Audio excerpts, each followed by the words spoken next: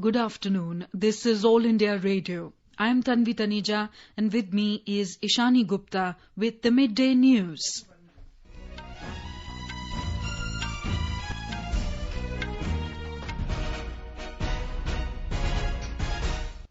The headlines.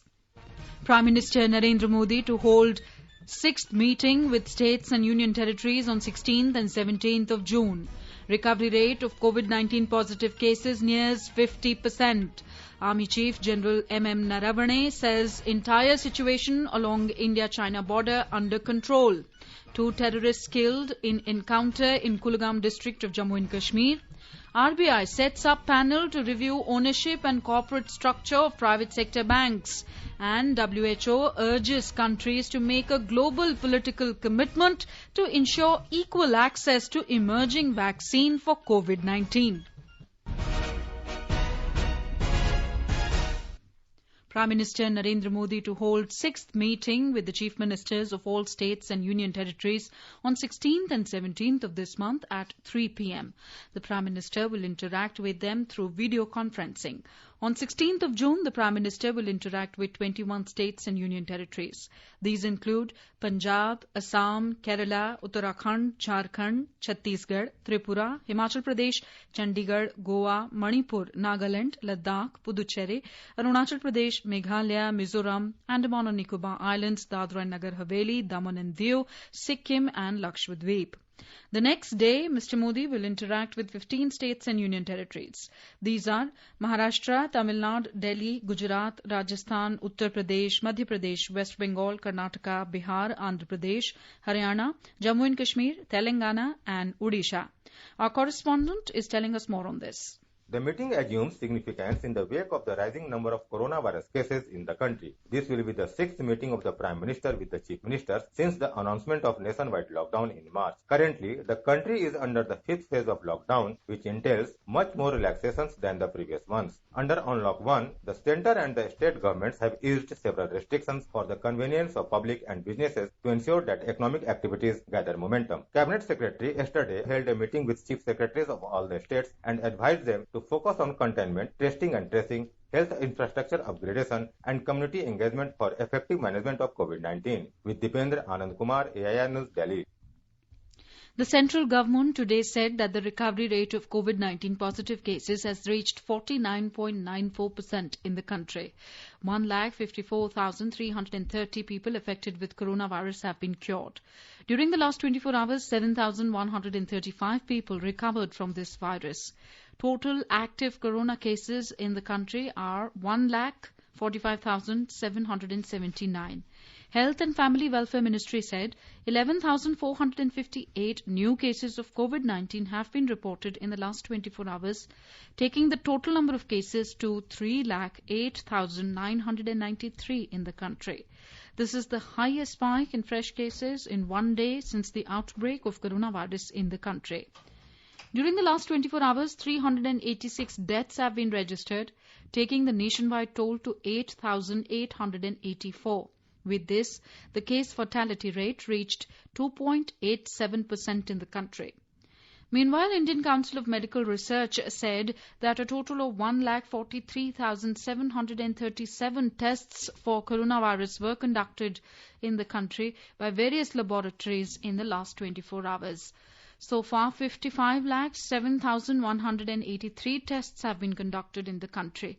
ICMR is continuously scaling up its testing facilities for COVID-19 by giving approval to government and private laboratories. As of now, a total of 885 laboratories across India have been given approval to conduct the test for COVID-19, including 642 government laboratories and 243 private laboratory chains. In Jammu and Kashmir, the markets and shops across Srinagar district reopened today for first time since the announcement of nationwide lockdown. Detailed deliberations were held with all trade and business organizations and associations vis-à-vis notification of containment zones in the district and limited permissible activities, therein with mandatory observance of SOPs, particularly related to mandatory wearing of masks, maintaining physical distancing, hygiene and sanitization. The organizations undertook to ensure that all SOPs are observed for permissible 50% opening of shops in line with the notification issued by the district administration. In Union Territory of Ladakh, keeping in view the growing numbers of COVID-19 positive active cases, the administration is taking all precautions. With the spike in numbers, advisor to Lieutenant Governor Umang Narula classified Ladakh as red zone yesterday. More from our correspondent.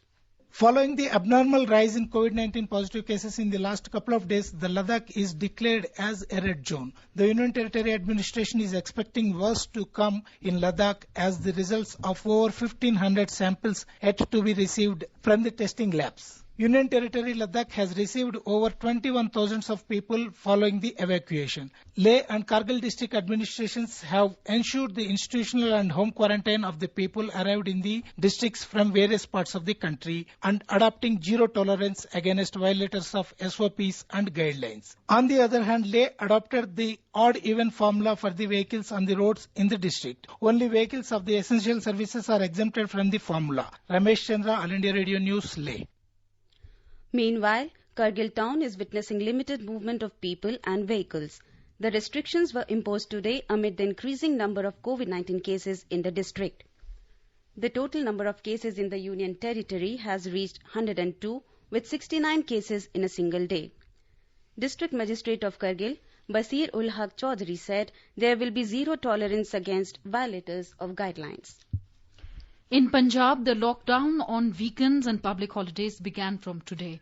The movement will be restricted to e-passes holders. All citizens except medical staff and essential service providers will be required to download these e-passes from the COVA app. Industry, however, will be allowed to function normally on all days.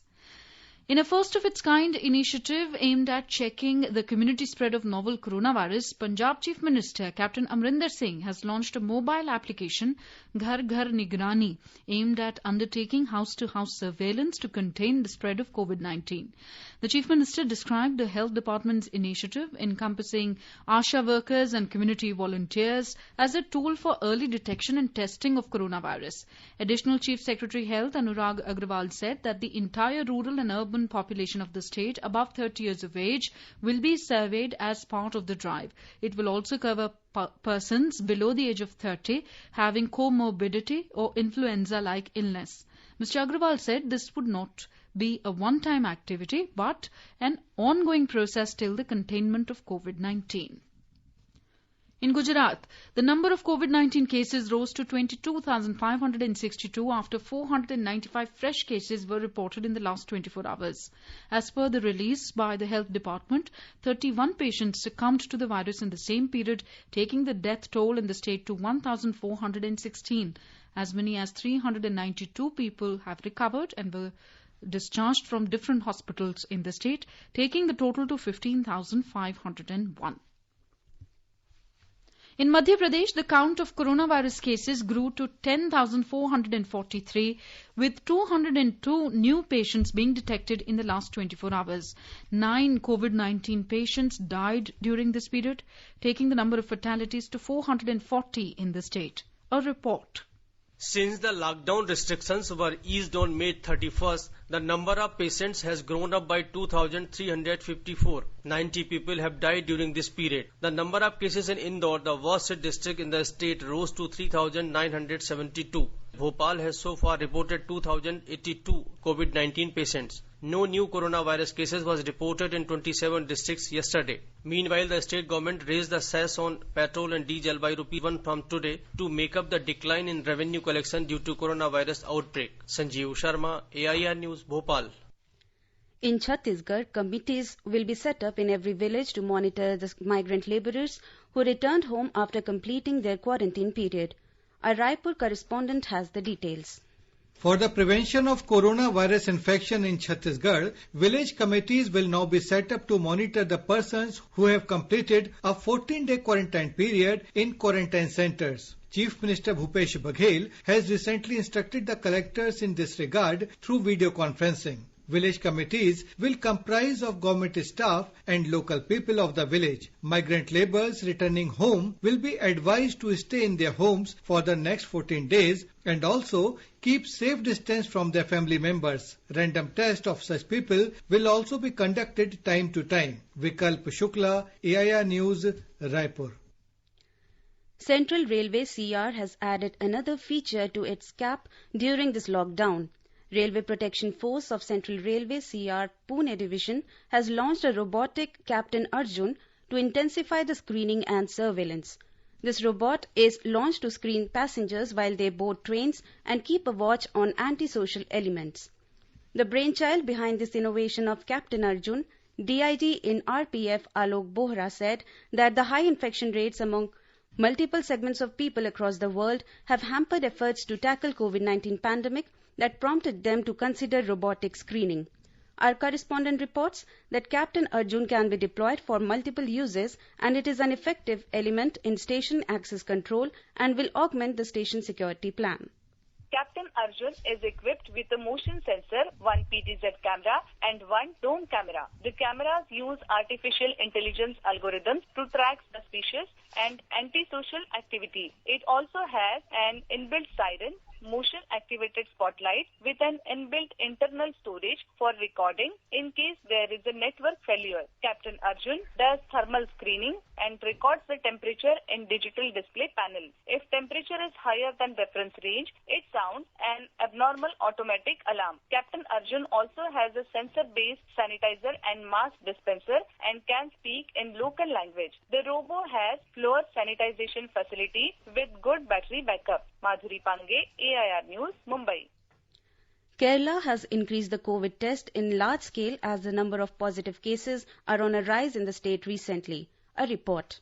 Per day, nearly 5,000 COVID tests are being conducted in the state as the total active cases in Kerala rose to 1,303. Presently, large number of tests is being conducted in Palakkad district that records the highest number of cases now. In addition to the swab test on patients with symptoms, random tests are also done on vulnerable sections of the society. Antibody tests are also done to check the community spread of virus. Presently, there are 34 testing centers in the state including 22 government labs. Authorities had informed that in coming days, the number of labs will be increased for proper containment of disease. Mayusha for AR News from Thiruvananthapuram. Mizoram has recorded a total of 107 cases of COVID-19, with 3 new cases being confirmed in the last 24 hours. Chief Minister Zoramthanga in a tweet said that 403 samples were tested positive yesterday. According to an official statement, all the persons found positive have recently returned from different states. Also, out of the total cases, 1 person has been cured and discharged from hospital. In Nagaland, 7 new COVID-19 positive cases were reported today, taking the total number of cases in the state to 163. Out of these, 114 are active cases and 49 have recovered. So far, no deaths have been reported. This was disclosed by State Health Minister S. Pangnew Phom in a tweet this morning. In our series, Experts Speak on All India Radio, we bring you the views of leading medical experts on COVID-19. Head of Respiratory Care Department in the National Institute of Tuberculosis and Respiratory Diseases, Dr. Rajneesh Gupta, said that everybody should stay at home to stay safe and special care should be taken of senior citizens. जो भी उनकी medical illnesses हैं, comorbidities हैं, उनको hypertension है, जिनको sugar की problem है, they should take their usual medications, they should stay at home. Specially जो उनके अटेंडेंस है, उनको ये ध्यान रखना है कि दे शुड स्टे एट होम और उनको बाहर नहीं जाना है.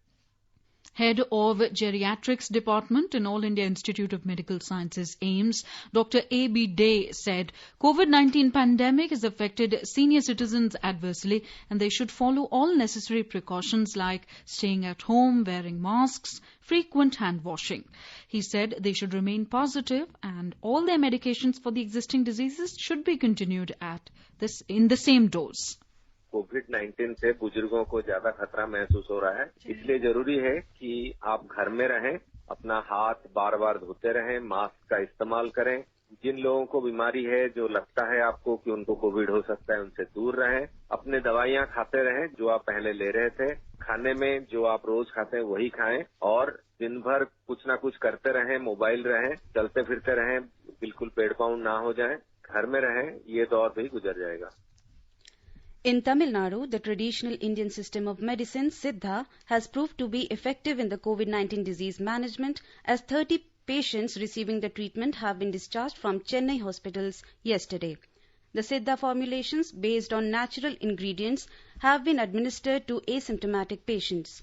The Tamil Nadu Health Department Principal Secretary, Dr. J. Radhakrishnan, has said it has helped in disease management in a great way. More from our correspondent. Siddha may be one of the several millennia-old Indian systems of medicine, but it is helping very effectively in treating one of the newest forms of viruses. About 100 asymptomatic COVID-19 patients were put on trial with the traditional medicines coupled with simple yoga and pranayama practices. Siddha experts say they have given very encouraging results, reducing the viral load and speeding up the process of recovery. Health Principal Secretary Dr. Radhakrishnan has said all Indian systems of medicine would be playing a complementary role along with the allopathy in COVID-19 clinical management. Jai Singh, AR News, Chennai. You are listening to the Midday News on All India Radio. A reminder of the headlines before we move on. Prime Minister Narendra Modi to hold 6th meeting with states and union territories on 16th and 17th of June. Recovery rate of COVID-19 positive cases nears 50%. Army Chief General M.M. Naravane says entire situation along India-China border under control.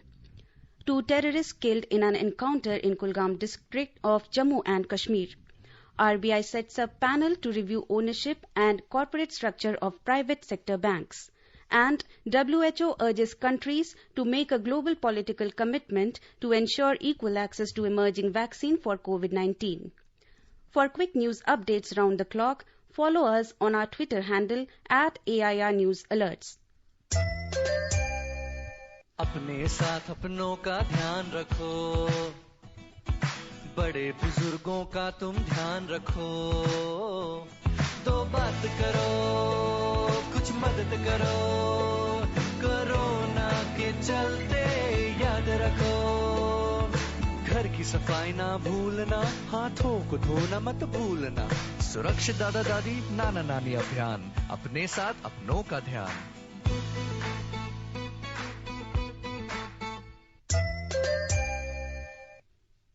The World Health Organization (WHO) has urged more countries to make a global political commitment so that any emerging vaccine for COVID-19 will be shared equitably. Speaking at a press conference yesterday, WHO Director General Tedros Adhanom Ghebreyesus said vaccines for the novel coronavirus should be made available as a global public good to ensure everyone had fair access to any life-saving products that are developed. Unless there is a global consensus on making any vaccine that will be found or discovered as a global public good. And for that to happen, we need political commitment. So global consensus that's based on political commitment of our leaders will be very important. Mr. Tedros was speaking after concerns being raised that some countries, including the United States, could hoard any vaccines or drugs they develop to combat COVID-19, with poorer countries not getting access to the treatments they need. WHO Chief Scientist Dr. Soumya Swaminathan has said that the coronavirus mutations are not expected to alter vaccine efficacy. During a live question and answer broadcast on WHO's social media platform yesterday, Dr. Swaminathan said the mutations have not shown to be in those regions of the virus, the spike protein, the receptor binding domain, that are going to alter the efficacy of a vaccine so far. According to WHO, currently there are about 200 vaccine candidates in development around the world, with 10 in human trials. Regarding how the coronavirus may differ across countries due to mutations, Dr. Swaminathan said the virus may be slightly different, but it is not so different that the vaccine will not work. She added that it is also good to have vaccine trials in many different countries because there are different populations, genetics and risk factors. Army Chief General M.M. Naravane today said that the entire situation along India-China border is under control. He said both the countries are having a series of talks which started with Corps Commander level talks and has been followed up with meetings at local level between commanders of equivalent ranks. entire situation along our borders with China is under control. We are having a series of talks which started with the Corps Commander level talks on the 6th of this month. This has been followed up by a number of meetings at the local level between commanders of equivalent rank, and as a result of this, a lot of disengagement has taken place, and we are hopeful that through this continued dialogue that we are having, all perceived differences that we have will be set to rest. General Narvane was reviewing the passing out parade for the 146 regular course and 129 technical graduate course held at the Indian Military Academy, IMA, in Dehradun today. He said India has a very strong relationship with Nepal. Both the countries have geographical, cultural, historical, religious linkages and very strong people-to-people connect. Our relation with them has always been strong and will remain strong in the future, he added. Referring to the situation in Jammu and Kashmir, he further said, we have had a lot of successes. In the last 10 to 15 days alone, more than 15 terrorists have been killed. All of this has been because of very close cooperation and coordination between all security forces operating in J&K. He added most of the operations have been based on information provided by the locals themselves, which shows that they are absolutely fed up with terrorism and they want the situation to return to normal. In Jammu and Kashmir, 2 terrorists were gunned down by security forces in an encounter in Mir Bazar area of Kulgam district in the wee hours today. Senior Superintendent of Police, SSP of Kulgam, Gurvinder Pal Singh said that a joint team of police, Army's 19 Rashtriya Rifles and Central Reserve Police Force launched a joint cordon and search operation based on a specific input about the presence of terrorists in the area. He said that as the team of security forces approached towards the suspected spot, the hiding terrorists fired upon them, which was effectively retaliated, triggering an encounter that resulted into the elimination of the terrorists. The identity of the terrorists is being ascertained. Arms and ammunition have also been recovered from the site of encounter. The Reserve Bank of India has constituted a 5-member internal working group to review the guidelines related to ownership, governance and corporate structure of private sector banks. A press release said RBI Central Board Director P.K. Mohanty will head the committee, which will submit its report by 30th of September this year. The panel will also examine norms for promoter shareholding at the initial and licensing stage and subsequently along with timelines for dilution of the shareholding. The RBI said it is necessary to align regulations to meet the requirements of a dynamic banking landscape as macroeconomic, financial market and technological developments continue to influence the future of banking. The panel has also been asked to examine and review the eligibility criteria for individuals or entities to apply for banking license and make recommendations on all related issues. India's foreign exchange reserves have surged by a massive $8.22 billion to cross the $500 billion mark for the first time. The reserves rose to $501.70 billion for the week ended 5th of June, helped by a whopping rise in foreign currency assets. Foreign currency assets, a major part of the overall reserves, rose by $8.42 billion to $463.63 billion. Talking to AIR, former president of Institute of Chartered Accountants of India, Naveen Gupta said country's foreign exchange reserves have reached an unprecedented level. Our foreign exchange reserves have reached unprecedented levels. These are the latest figures that have come out, and it shows that the increased level of confidence of foreign investors, be it foreign direct or institutional investors, in our Indian economy, and it seems to be because of the major structural strengthening measures taken by the Indian government to bring ease of doing business, and it reflects in the number of measures taken towards decriminalization of various laws if we talk about Companies Act. And during COVID period also, government is very sensitive to the requirements of businesses. The southwest monsoon has advanced and covered entire Kerala, Tamil Nadu, Karnataka, Goa, Puducherry, Telangana, Andhra Pradesh, northeastern states, most parts of Odisha, West Bengal, Sikkim and some parts of Maharashtra and Chhattisgarh. The Ministry of Earth Sciences said it has been nearly normal advance over most parts of the region except northeastern states where it has been delayed by 6 days. Isolated heavy to very heavy rainfall is expected over Madhya Maharashtra, Marathwada, coastal Andhra Pradesh, north interior Karnataka, Chhattisgarh, Telangana, Vidarbha, Assam and Meghalaya during the next 24 hours. Conditions are also becoming favourable for further advance of southwest monsoon into some more parts of central Arabian Sea, remaining parts of Maharashtra, Odisha and West Bengal, some more parts of Chhattisgarh and South Gujarat, South Madhya Pradesh, Jharkhand and Bihar during the next 48 hours. Now let us take a look at the weather for today. The national capital will have generally cloudy sky with light rain or drizzle. Minimum temperature recorded was 29 degrees and maximum is expected to go up to 42. Mumbai will witness generally cloudy sky with heavy rain. Minimum temperature recorded was 23 and maximum will be around 31. Chennai will see a generally cloudy sky with light rain. Minimum temperature recorded was 28 degrees and maximum is expected to go up to 35. Kolkata will have generally cloudy sky with heavy rain. Minimum temperature was 25 degrees Celsius while maximum will be around 29. In Dehradun, the temperature is expected to hover between 26 and 35 degrees. Bengaluru witnessed minimum temperature of 20 degrees and the maximum is expected at 28. For Ahmedabad, the weatherman has forecast generally cloudy sky with light rain. Guwahati will have generally cloudy sky with 1 or 2 spells of rain or thunder showers. In the Union Territory of Jammu and Kashmir, the minimum temperature was 25 degrees Celsius in Jammu while maximum will be around 36. In Srinagar, the minimum temperature was 14 degrees Celsius while maximum will be around 27. In Gilgit, the temperature is likely to hover between 18 degrees Celsius and 30 degrees with forecast of thunderstorm with rain. In Muzaffarabad, the sky will be partly cloudy with possibility of rain or thunderstorm or dust storm. The city recorded minimum temperatures of 17 degrees while maximum will be around 35. Karnataka Chief Minister B.S. Yediyurappa inaugurated organic fertilizer unit in Yediur ward today.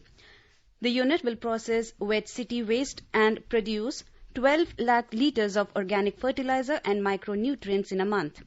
These will be used in 774 parks maintained by the municipal corporation in Bengaluru.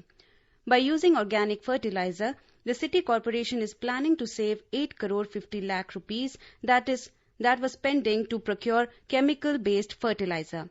More from our correspondent. The Yediyuru municipal ward also generates 250 kV power from city garbage. About 5 tons of wet waste is generated in the ward. The municipal ward uses the power generated by its plant to light up 17 corporation buildings, 13 parks and street lights along 3 kilometers, thereby saving 9 lakh rupees every month towards electricity. The ward sells excess power to Bengaluru Electricity Company, earning revenue of 6 lakh rupees per month. Further, it saves 4.5 lakh rupees per month on transportation of garbage to the dump. Sudhindra, AIR News, Bengaluru. All households in remote corner of Arunachal Pradesh are getting tap connections under Jal Jeevan Mission. Jal Shakti Ministry said in a release that despite challenges in reaching remote villages of Arunachal Pradesh, work is on to provide every rural household with a functional household tap connection to ensure adequate and safe drinking water on regular basis. Some villages in Arunachal Pradesh receive 7 months of rainfall, making it difficult to transport the construction materials for developmental activities. The last date for submission of entries for the video blogging contest, My Life, My Yoga, has been extended till 21st of this month.